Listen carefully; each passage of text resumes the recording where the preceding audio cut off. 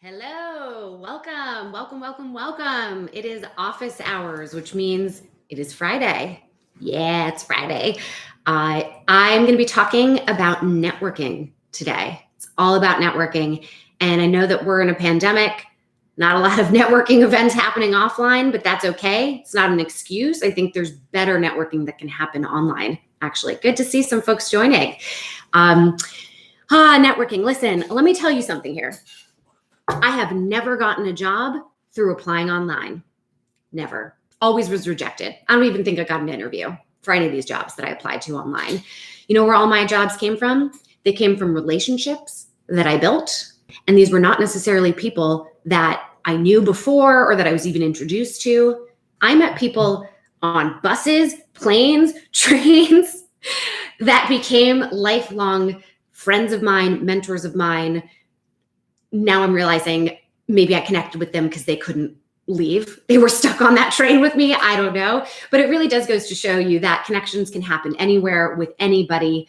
Also, you never know who you're going to meet. The world is small. So you also want to be careful with those relationships and always be somebody who offers support, which we're going to get into in just a minute. Guys, we got a chat here. Look, I'm going to start it. There you go. Hey, I want to know where you're calling in from. I'm in West Hollywood, California. It's raining now, which is very odd. If you don't know me, I'm Claire Wasserman, and I am the founder of Ladies Get Paid. We are an educational platform and global community that helps women advance professionally, financially. I'm kind of obsessed with power. I want women to have power in their life in any way that they define it. Awesome. Good to see you. We've got a lot of Californians. Great. Also, by the way, put it in your LinkedIns. This is about networking, right? So let's make it count. I want your LinkedIns. I want your personal websites. I want your phone numbers. Just kidding. Don't put your phone number.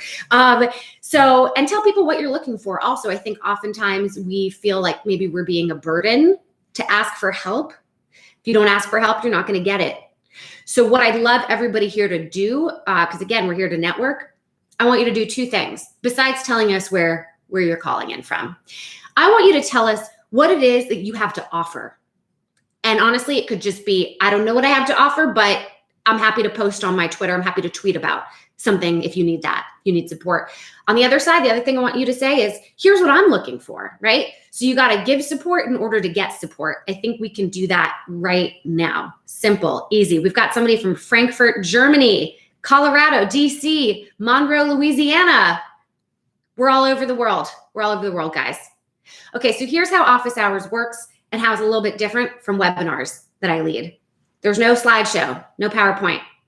Everything that I talk about today has come from your questions that you've submitted. So we've got about 35 minutes, and I'm going to speak a bit quickly. So fortunately, this video is here for life, and you can rewatch it if you have to hop off. So let's get started with the questions that were submitted, which were excellent questions. What is the best way to contact someone for a potential job at the company they work for when you do not have a mutual connection? Okay, this is also similar to the next two questions, which is what is the best way to reach out to someone where there is no connection? And how to get employee referrals with no connections at the company. I'm a big believer in cold outreach. First, do your best to see if there's any kind of mutual connection that you possibly could have. Even if you're in the same, LinkedIn group, some connection, you can start there. But you don't need to have that. What I'd love you to do before you reach out to them, I want you to stalk them. Okay, not actually stalk them. That's weird. Don't do that. What I'm going to have you do, though, is a shit ton of research about them. Google. Have they done interviews, spoken at conferences, written any articles? Where did they work before, right? Looking at the trajectory of their career. Did they pivot, right? I mean, listen, it's the internet. There's probably so much about them. I'm not talking about deeply personal things they may have posted on, platforms like Instagram. So again, you should know the line between being researching somebody and actually stalking them. When you reach out to them, I want you to make it short, but very personal.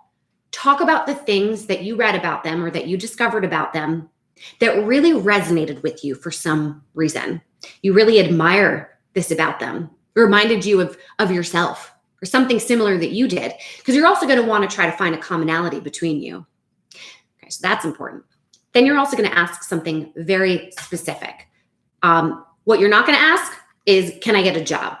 They don't know you yet. You need to build a relationship. And again, remember, when you ask somebody for something, you have to also be able to give something to them. So the question that you ask them needs to be something like, I saw that you pivoted industries. I'm curious, what's one thing that you learned in getting that first job when you pivoted, or a piece of advice, right? Something specific. And you know why? Because you want to respect their time. The only reason I believe that somebody doesn't respond to you is really because they just don't have time, which is also why you should not take it personally if you don't get a response. So a way to demonstrate that you respect their time is to be specific in what you ask. Also, give them the option of responding to you by email, right, or LinkedIn, but also you can ask for a Zoom, but the respecting of the time comes from when you say 20 minutes. Like, put some guardrails around the conversation. What I do not want you to do, pick your brain. How many of you here have been asked, can I pick your brain? How many of you have asked somebody, can I pick your brain? So we're all guilty of it at some point. I don't love that, A, because it's like kind of gross sounding, and B, what does that mean? I have a wealth of knowledge in my brain, right? Or asking me about my whole career trajectory, right?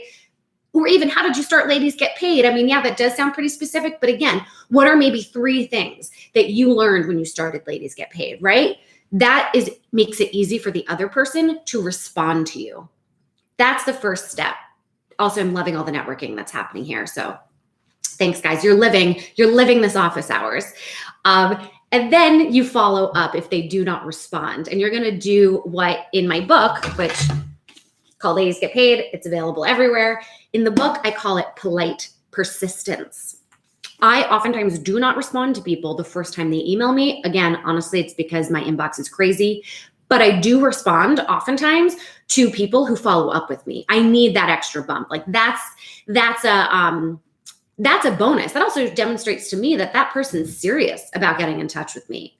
I would follow up twice if you do not hear from them. I would give it 7 days in between.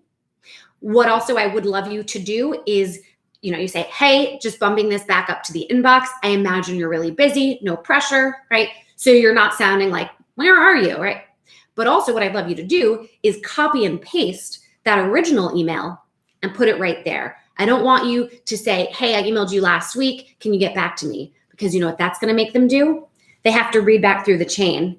And again, like I said, the best thing that you can demonstrate is that you respect their time. I sound like a broken record here, but this is all from my own pet peeves of other folks, assuming that I know what they're talking about. Just reiterate it and do it 2 more times, and then you're done with it, okay? And by the way, you're going to make the outreach personal, but you're not going to take it personally, which is difficult. What you may find that you're going to enjoy is that a few years later, you get connected to them. The world again is small, and now timing is everything. So yeah. The outreach, do it that way. Somebody also asked, should I do it, through LinkedIn or, DM or email, or you could do it in 2 places. I probably wouldn't do it in 3 because that starts to get really overwhelming, but you can absolutely email them via inbox and on LinkedIn, but just acknowledge that you did that. Just acknowledge that you did that. Also, DMs, totally fine. Like, you can absolutely use DMs on Twitter and on Instagram, just like you would through LinkedIn. But you can also maybe acknowledge, parentheses, hey, if if you use this platform for more personal stuff, obviously happy to, email you on LinkedIn. But again, just wanted to connect. Hopefully that's helpful. How do I identify someone as a potential mentor? First of all, I've had mentors in my life, but they have no idea that they're my mentors. So I think, we need to take a little bit of pressure off of that word. It just sounds so intense. So I would say who you're looking for are just people that you can learn from. People call this a personal board of advisors, right? Because we have different people in our lives for different reasons. There's not usually one person who can give you everything. Plus, having a diversity, of a network is better. It's better. Okay, you want to make connections in your industry, but again, at some point, you only can meet so many people in your industry. Connections do come from everywhere. I would say, let me just define mentorship really quickly. To me, a mentor is somebody who can give you life wisdom. They don't necessarily have to be in your industry. One of my mentors is in real estate, but he's pushed me to think bigger than my perhaps narrowly defined version of success when I first started my career. That's a mentor. A sponsor, that's somebody that has to be at your organization, who has influence, who can advocate for you. And in another time, we can talk about internal networking. Today, we're going to really stay focused on external networking. So you've got mentors, life wisdom, you've got sponsors within your company. You can get coaches, and they don't necessarily have to be career coaches, but these are people who can talk to you about skills that you need to learn. So when you think about the direction you want to go in your career, the goals that you have, who are folks that can fulfill those certain things? Honestly, it's anybody that you find interesting, whose path you find interesting, who's done things that you find interesting. Because as you know, something you want to demonstrate to them that's going to get them to say yes to connecting with you is to show a genuine curiosity, a genuine desire to learn. There was also a question I got about if I'm kind of junior, what do I have to offer here, right? How do I get somebody more senior to give a shit, right? I have to tell you right now, there are a couple of women that I've mentored that I loved mentoring them because they were just so enthusiastic. They brought a ton of energy. It also made me feel good. You know, giving feels good. Everybody likes to talk about themselves. So when somebody comes to me and says, I want to learn from you, oh my God, that's so flattering. Also, sometimes, you know, folks are looking to hire, right? They're looking to hire somebody maybe more junior. Maybe you know people that you can connect them with. Again, never underestimate where connections come from, and never underestimate what you can offer. A great way to do that is to explicitly ask, both in your cold outreach, but also in the relationships that you develop. Ask them, how can I support you? How can I support you? And a really easy way to support people is to connect them to each other. Let me keep answering questions. I have so much to say about this topic, so we'll definitely need to do this again. But let me keep going. I tend to struggle more with maintaining relationships than with starting them. What are some good and non-creepy ways to let someone know you're interested in getting to know them better? Well, let me talk to you about kind of maintaining relationships and a very easy way to do this. Send them articles that you come across that you think that they would be interested in. Send them conferences that you think maybe they'd like attending, or even better, ask if you can submit them as a potential speaker. Podcasts that you come across, right? Again, don't be weird. Like, don't, harass them and continually send all this stuff all the time. Maybe put it on your calendar to do an outreach every quarter. And also give them an update about what you're doing. Here's an article that made me think of you. P.S. Here's where I'm at in my career, or here's a piece of advice that you gave me or something I learned from that I put into practice, right? Give them an update, okay? That's all you need to do, right? And again, how can I support you? That's it. Very easy, very easy. And it's all about reminding them that you're still here, okay? Because relationships are not built from one Zoom. It's the consistency. How do you network without making it seem like you need something from someone? Try to message somebody before you think you're going to need them. Let me tell you about a great way to get in the door at a company. You reach out to somebody who's in either a role that you're interested in the department, and you ask about the company culture, right? Ask about the company culture, what's been their experience there, advice they might have if you were to apply for the job, or just sort of general advice in their career. Again, you maybe want to make it a little bit more specific than that. So it's the same networking tactics that I just said earlier. One thing I would do if you're applying for a job, go find the person or the people who used to have that role, who no longer work there. Reach out to them. I would love for you to find out more about the culture of the company from them, because they're going to give you the real talk. I mean, again, you want to connect with people who still work there because they're going to be internal advocates for you. But you should get a heads up about the reality of actually working there. So if talking to people who've left, that being said, take it with a grain of salt, because you don't know kind of the terms that they left on. Okay. What's your best advice to help a socially awkward person network? Well, hopefully you feel less socially awkward now that we're all online than in person. I'm just going to be real with you. And I don't know if some folks are going to find this surprising. I am an incredibly socially awkward person in my mind. I don't think I come across that way, but I feel that way. And you know why I started Ladies Get Paid? Well, I started it for a number of reasons. I've always felt more comfortable being the host of events or the host of conversations than walking in to it. So if I can do stuff like this, you can absolutely do stuff like this. One thing, I mean, first of all, it's just practice. You have to just put yourself out there, right? Public speaking. I was not born this way. I've just done this over and over again. So there's practice. There's also having things ready to go that you're going to talk about. And what you're going to talk about is something you're really proud of, something that's really interesting to you, something that you've learned about recently. And as the other person's talking, try to think about a way that you can weave that in. Ask them questions. That's my go-to, right? Again, it's not a million questions, right? But it's, oh, how interesting. Tell me more about that.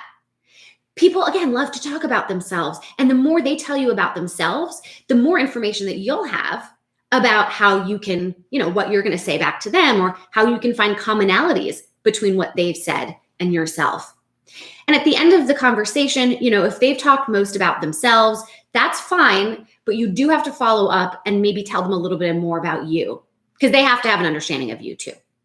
So I would say if you're feeling awkward, it's not on you to give a whole performance. It's about you learning about them, but do have some things to talk about in your back pocket that you're proud of and that you're excited to talk about. But use what they say as a springboard to find the commonality. Question here. What if you pursue an industry where you don't hear back from them? Is it time to pick something else? I'd love to know a little bit more about that question. I thought that was quite interesting. Pursuing an industry.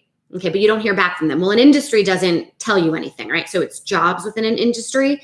I'm curious, how many jobs did you apply to? And maybe it's, one of it could be, listen, 75 to 80% of jobs, guys, are filled either internally, they're promised internally, but they still have to post it publicly, or they're filled through networking. So if you're sending an application online, and I said this at the beginning, I have never, ever gotten a job because I applied online. Never. It did come through relationships. So just because you're not hearing back doesn't mean that it's you or that it's them. It's because the way that works is through relationships. Also, it could be that you're not applying to the right roles or right industry, right? Again, it's not you, it's them. Or you really need somebody to take a look at your cover letter, resume, practicing interviewing, right? For those, every time you apply to a job, you want to tailor it to the job description. I have another YouTube video where I think I talk a little bit more about that. So just make sure, just in the way that you're reaching out to people, and that's very personal, your applications need to use the keywords from the job description. The understanding you have of the company culture has to be woven in to your application, to the way that you present yourself. So this could also be, maybe you're applying to a lot of stuff, but you're making it kind of generic. So that's my advice right off the bat. The next question, a little bit more about internal networking. So happy to go more into that. You all can be throwing your questions into the chat, by the way. I am working 50-hour weeks, taking over my family's company in a male-dominated industry that I am very green in. I need tips on how to gain my crew's trust and respect while still learning the ropes. Really interested to know what this company is, a crew. I was like, Matt, I'm like, is this a ship? Listen, I don't know the relationships that you have with folks. So take everything that I say, guys, today. Any of my advice needs to be filtered through your own specific scenario. So do remember that. If you're very green, let's begin with, how can you learn? How can you learn?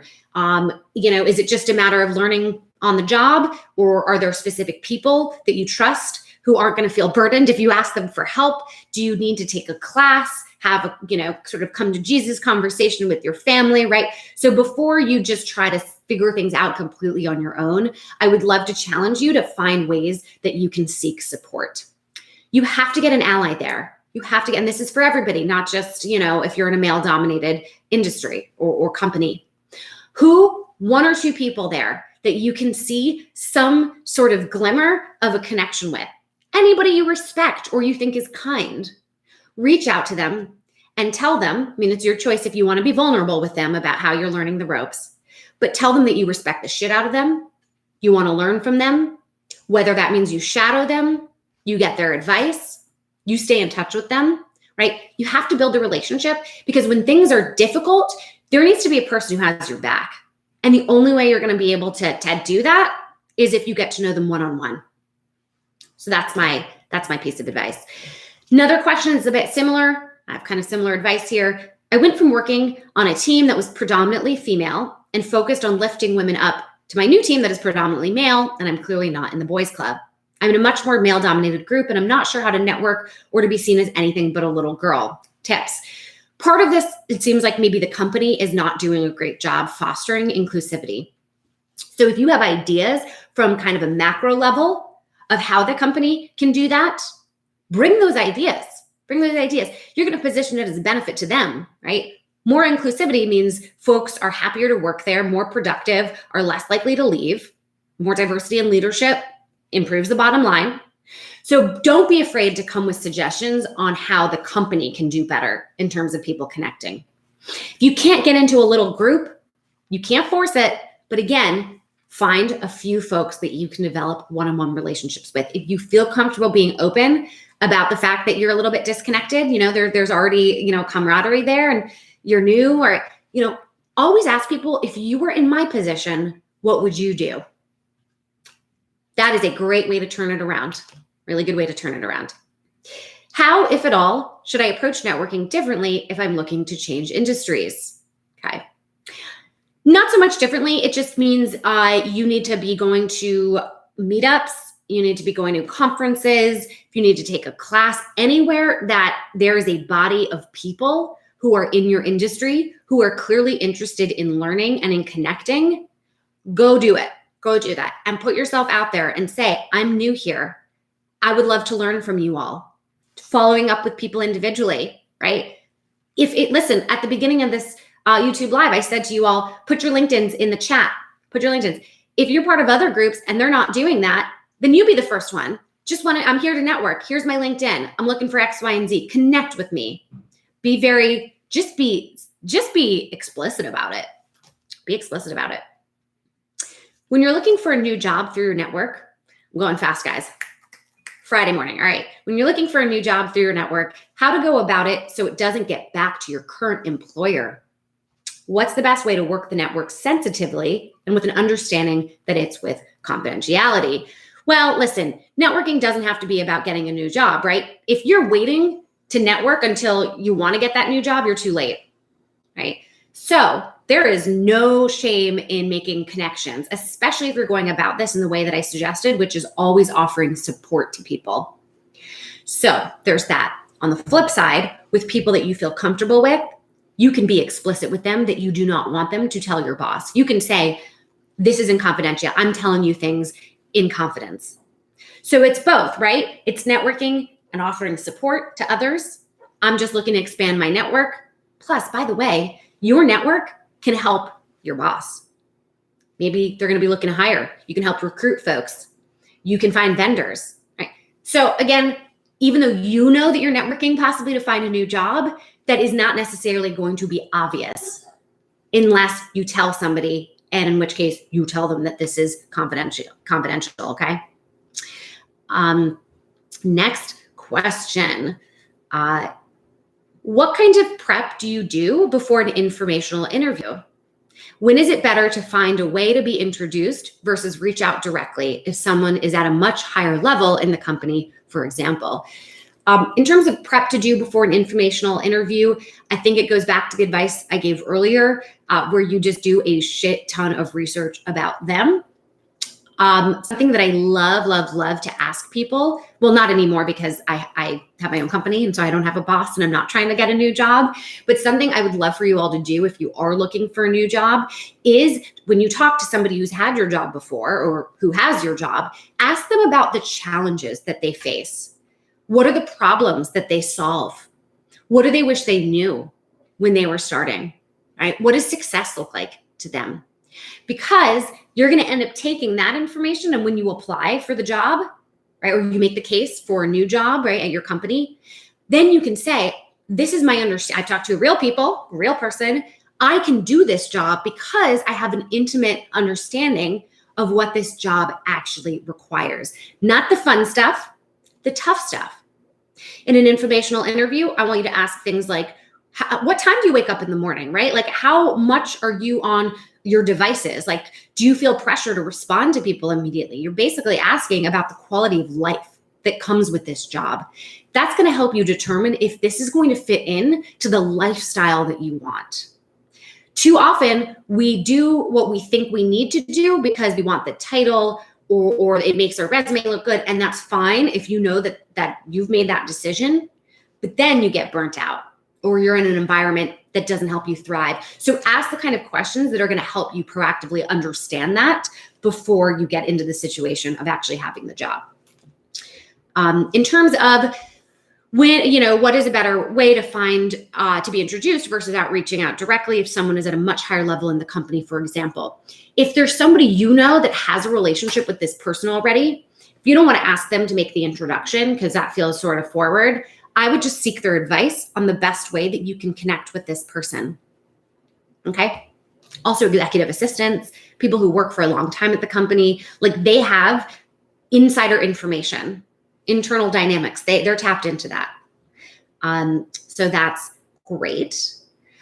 When I network, I am not looking for a job from everyone I meet with. Okay, good. I'm looking for rich conversations and for additional contacts. Correct. Some people hear a request for meeting and immediately go to, we don't have open roles and I am too busy for informational meetings. Is there a way to phrase the request so people view me as less of a burden? Well, first of all, you can, knowing that this is a response that you might get, you can explicitly say, I understand I'm not looking for a job, or I understand there's no open roles, right? I can imagine you're super busy, right? Like, acknowledge it. You can always say, I would love to hop on a Zoom, but I get it. You can respond by email. It could also be, is there anybody else you recommend that I talk to? Or a resource that you feel like, can respond to this question? Because again, I don't want to put the burden on you. I also would love you to ask how you can support them and maybe be even more specific about it. Like, I see that you're working on, that your company is doing this. Anything that you can offer is just going to be well received, and it doesn't need to be huge. It really doesn't. The gesture is enough. The gesture is enough. How do you network as an introvert? Well, hopefully you're feeling pretty good right now, because this environment of not being able to leave our homes is perfect for introverts, of which I don't know if I'm both extrovert and introvert. I do get energy from people, but I also get exhausted from people. So I've actually found this medium to be quite good because I can connect with you all, but I also can go take a nap afterwards. So hopefully you're feeling pretty good about this. Just give yourself rest. Put yourself out there, force yourself to do it, and then take a night off, right? You have to take care of yourself. You can always call out the awkwardness. Is like, I'm just gonna be real. Like, I'm an introvert, sometimes it's like awkward doing, like, do you find networking events awkward? The other person's gonna be relieved because they're gonna say, I hate these things too, or I'm an introvert also. So it's not always bad to show your vulnerabilities, right? To show who you are. It's gonna allow the other person to really connect with you. How do you network into a field you have an interest in, but not a ton of experience? Again, showing that you have done your research about it. So if somebody comes to me and they say, I want to break into this industry, what can you tell me? I sort of want to see from them about what they've already done to understand and break into the industry. So if they come and they say, I joined X, Y, and Z groups, I went to this conference, I took a class, I read this book, and then they ask me a question, that would be a great thing for you to do. I'm interested in learning networking techniques for the virtual meeting/conference environment. You guys are doing it here. What are your suggestions? Oh yeah, Claire's an ambivert. Yes, I guess that's the name. I can't even pronounce it. Okay. One thing I just want to mention before I go into a response, because I'm seeing great stuff in the chat about networking and also protecting our energy. And somebody said something that I also do. I oftentimes, not so much now, but I oftentimes group similar activities with similar activities during a week. So I would say on like Thursdays and Fridays is when I had all my meetings, my phone calls, but Monday through Wednesday, and really sort of Monday through half of Wednesday, I was doing labor-intensive computer work. And then half days on Wednesdays, I would often take off again, I work for myself because half days on Sundays, I start working again. So again, that's not right for everybody, but I saw that kind of schedule allowed me to do a really good job, but also preserve my energy. So sort of figure out what kind of cadence works best for you. But let me actually respond to the question that was asked. So networking techniques for the virtual meeting conference environment. I don't think there's any techniques except for, sharing who you are, being explicit about what you're looking for, offering your support, following up with people. That's it. Don't overthink it. Don't overthink it. I've been terrible about networking, and I've let a lot of relationships slip while I took time out of the workplace to be home with kids. We're talking 5 years. Any tips for reawakening those relationships so it comes across more natural and less blatantly networky? I got a couple of questions like that. Similar to my answer before, if you just call out the elephant in the room, hey, I haven't been in touch. I was having kids, right? You can tell them what you were doing. And, I thought maybe not reaching out because I felt bad, right? I didn't want to appear a burden or whatever, but I've been following you. I think you're doing an awesome job, and I'd love to reintroduce myself, right? So you did a couple of things there. You called out the elephant in the room. You also explained why. You complimented them, and you stated your intention of just getting back involved. Also, again, you've seen people's updates, just comment on it. Really inspired by the work that you're doing. I love when people do that. It makes me so flattered. So flattered. How can you make yourself memorable when it comes to networking?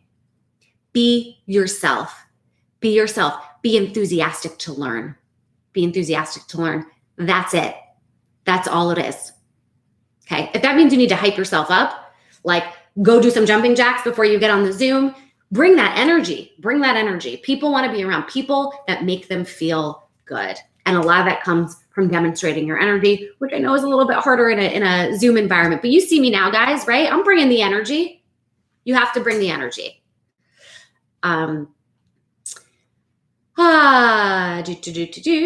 What other questions? How can I leverage my network to gain job opportunities without coming off as cruel and calculating? Ooh, I can guarantee you right now, you would never come across that way because you are self-aware, my friend. It's the people who don't ask these questions. Also, what's cruel and calculating about wanting to connect with people or ask for jobs? Nothing, okay? You, again, offer, don't start out with, let me actually answer a question that somebody asked that's a bit similar to this. Should I reach out to somebody at the company before or after I've applied for the job? I would reach out after you've applied for the job because now you're in the system and they can put in a good word. You can also reach out before you've applied to the job, letting them know you've applied, but then definitely let them know again that I have applied. I just wanted to alert you. So that is a way where, again, you've demonstrated that you're proactive. You're not relying on them, but you're simultaneously letting them know. One way that and this is, by the way, we're going to be wrapping up soon because it's been 35 minutes and I'm trying to keep these to under 40 minutes now. One thing I would do, and guys, you can do this right after this office hours, go and export your LinkedIn contacts and go and export all your contacts everywhere you have them. Just download them.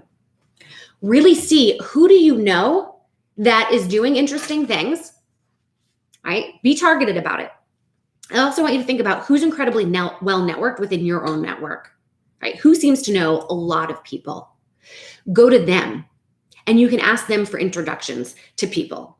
So it's going to be less, quote, calculating or seem less calculating if you're getting an introduction from somebody else, if you can. So tap into the people who are already in your network who might be able to make some introductions for you.